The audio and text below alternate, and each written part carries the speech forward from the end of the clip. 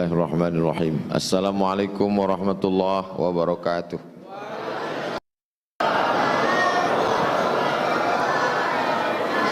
Alhamdulillah wassalatu wassalamu ala Rasulillah Sayyidina wa Maulana Muhammad ibni Abdillah wa ala alihi wa sahbihi wa man tabi'ahu wa mawalah.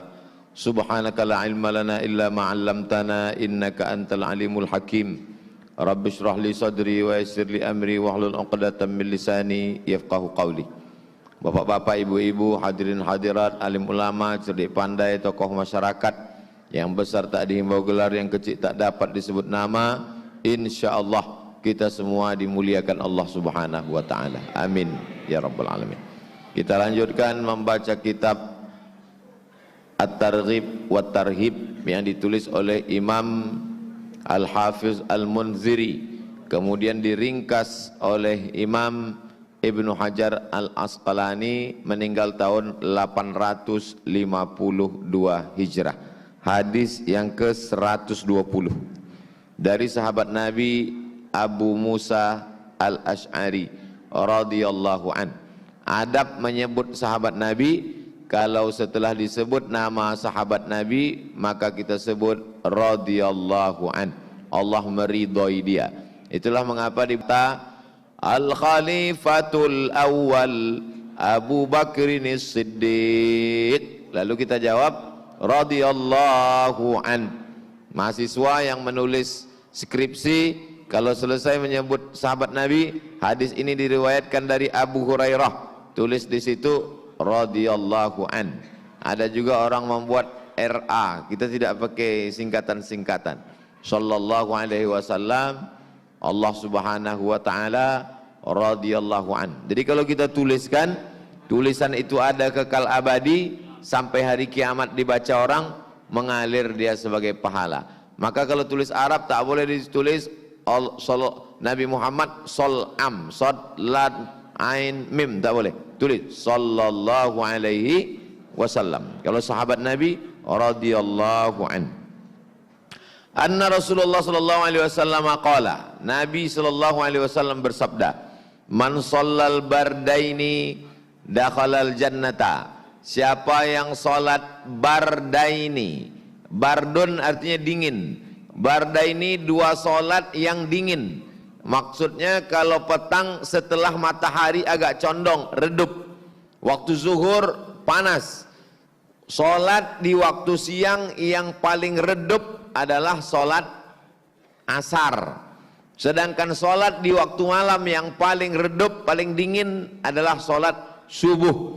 Siapa yang salat di waktu yang dingin, di waktu yang redup, maksudnya siapa yang sholat malam paling sejuk dingin subuh. Siapa yang sholat di waktu siang matahari sudah redup, maksudnya asar. Siapa yang sholat di dua waktu, sholat subuh dan sholat asar, dakhalal jannah, maka dia masuk surga. Bagaimana dengan maghrib? Bagaimana dengan isya? Bagaimana dengan zuhur?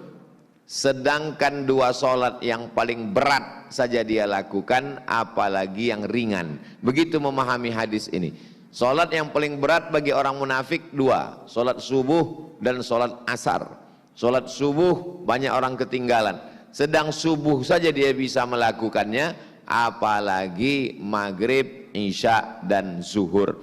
Jadi insya Allah kalau kita istiqomah sholat subuh berjamaah, diselamatkan dari sifat munafik insyaallah. Amin. Salat yang paling ramai Idul Fitri, Idul Adha. Kalau mau menengok orang Islam, orang mukmin, salat Idul Fitri, Idul Adha, salat Jumat. Tapi kalau mau menengok orang selamat dari sifat munafik, maka tengoklah pada salat subuh dan salat asar. Dakhalal jannah, maka dia masuk surga. Itu maknanya tak bisa memahami hadis hanya baca lalu terjemah. Siapa yang sholat dua yang dingin, apa dua dingin? Tengok penjelasan oleh para ulama, maka dia masuk ke dalam surga. Oh kalau begitu sholat asar, sholat subuh cukup? Tidak. Sedangkan sholat yang berat saja dia sanggup, apalagi yang ringan. Muttafaqun alaih. Hadis ini ada dalam Sahih Bukhari dan ada dalam Sahih Muslim. Dijelaskan dalam penjelasannya, wal bardani, dua solat yang teduh, humas subuhu wal asru, yaitu solat subuh dan solat asar. 121. Wa an Amarah bin Ruwaibah, ada sahabat Nabi namanya Amarah bin Ruwaibah radhiyallahu an, dia berkata, sami'tu Rasulullah sallallahu alaihi wasallam, aku mendengar Rasulullah sallallahu alaihi wasallam bersabda, lan yalijan nara, tidak akan masuk neraka, ahadun, seseorang, shalla qabla tulu'is syamsi, salat sebelum terbit matahari, wa qabla ghurubiha, sebelum tenggelam. Salat sebelum terbit matahari, salat subuh. Salat sebelum tenggelam matahari, salat maghrib. Salat sebelum terbit matahari, salat subuh. Salat sebelum tenggelam matahari, salat asar. Salat setelah terbit matahari, salat isyraq. Salat setelah tenggelam matahari, salat maghrib. Memang kalau belum sarapan payah berpikir memang. Salat sebelum terbit matahari, salat subuh. Salat sebelum tenggelam matahari, salat asar. Salat setelah terbit matahari, salat isyraq. Salat setelah tenggelam matahari, salat maghrib. Kita dalam satu majelis ini 2 kali salat. Salat sebelum terbit matahari, subuh tadi, dan nanti setelah terbit matahari, salat isyraq 2 rakaat. Setelah terbit matahari, lewatkan 12 menit, salat isyraq kita 2 rakaat. Habis itu baru kita jawab pertanyaan. Masalahnya cemana mau sholat sunat isyraq begini padatnya? Cari-cari tempatlah masing-masing. Tidak akan masuk neraka orang yang sholat subuh dengan sholat asar. Bagaimana dengan maghrib? Maghriblah kita yang paling ramai. Bagaimana dengan sholat Jumat? Begitu juga memahaminya. Sedangkan sholat yang berat saja dia sanggup, apalagi yang ringan. Ini yang begini-begini ini namanya mafhumun nas, memahami teks, jangan nasi, tekstualis. Ada orang ditempelengnya bapaknya, terlepak. Pas ditanya, kenapa kau tempeleng ayah kau? Yang ada dalam Quran kan, wala taqul lahuma uff, jangan katakan ah. Yang tak boleh itu mengatakan ah, kalau tempeleng boleh. Sedangkan mengatakan ah aja tak boleh, apalagi itu namanya qiyas aulawi. Sedangkan membentak aja dengan suara tak boleh, apalagi memukul, apalagi menendang, apalagi mengusir. Ada orang menuntut maknya ke pengadilan gara-gara sempadan tanah. Pas ditanya sama hakim, kenapa kau tuntut emak kau ke pengadilan gara-gara sempadan tanah? Dia sudah mengandungkan engkau, melahirkan, membesarkan, meregang nyawa dia melahirkanmu. Yang dilarang dalam Quran kan membentak pak, kalau ngusir nggak apa-apa. Nah, orang begini ini otaknya sungsang, perlu dironsen. Memahami nas ada ilmu khusus, namanya ilmu usul fiqh. Kalau fikih halal, haram, makruh, mubah, sunat, sunat muakkad, itu fikih. Bagaimana hukum itu bisa keluar? Ada ilmunya, namanya usul fiqh. Usul fiqh bahasa Indonesia banyak. Kami dulu di pondok membaca kitab usul fiqh, namanya kitab Al-Luma', ditulis oleh Imam Asy-Syirazi. Al-Luma' artinya cahaya yang berkilau-kilauan. Kita lanjutkan hadis 122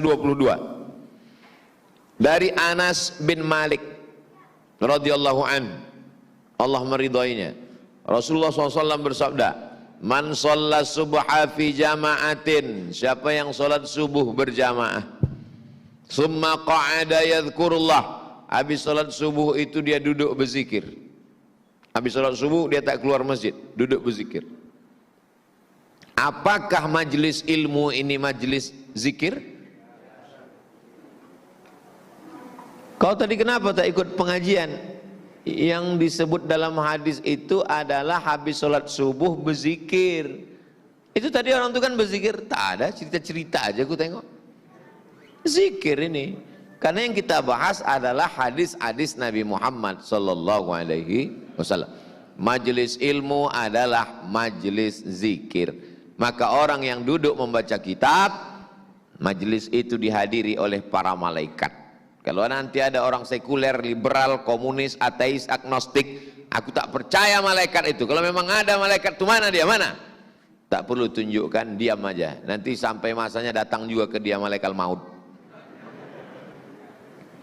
Man sholat subha fi jama'atin, siapa yang sholat subuh berjamaah, summa qa'ada yadhkurullah, tak pulang dia ke rumah, tapi dia duduk berzikir mengingat Allah. Hatta tatlu asyam, sampai terbit matahari. Jam berapa sekarang terbit matahari di Pekanbaru? Tengok di Google. Cara menengoknya, tulis di situ waktu sholat Pekanbaru. Nanti ditunjukkannya. Tulis di situ waktu sholat Pekanbaru. Waktu sholat Pekanbaru, matahari terbit jam 6.21. 6.21 nanti terbit matahari. Waktu matahari terbit itu tak boleh kita sholat. Lewatkan 10-12 menit sekian. Payah kami Pak Ustadz ngitung-ngitungnya, mudah aja. Jam berapa sekarang maghrib di Pekanbaru?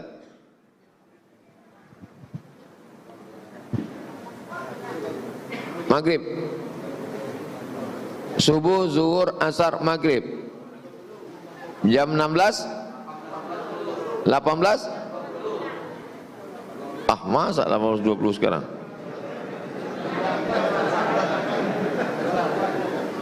Hah? Ganti jam itu Pak. Itu jam walad dhalin namanya. 28 kan? Jadi mudah, kalau payah ngitung-ngitung kapan terbit matahari, ingat aja waktu maghrib, berarti nanti kita sholat sunan isyraq jam 6.28. Sementara jam 6.28 ini sabar-sabarlah mendengar saya membacakan ini. Yang tak sabar pejamkan mata berzikir.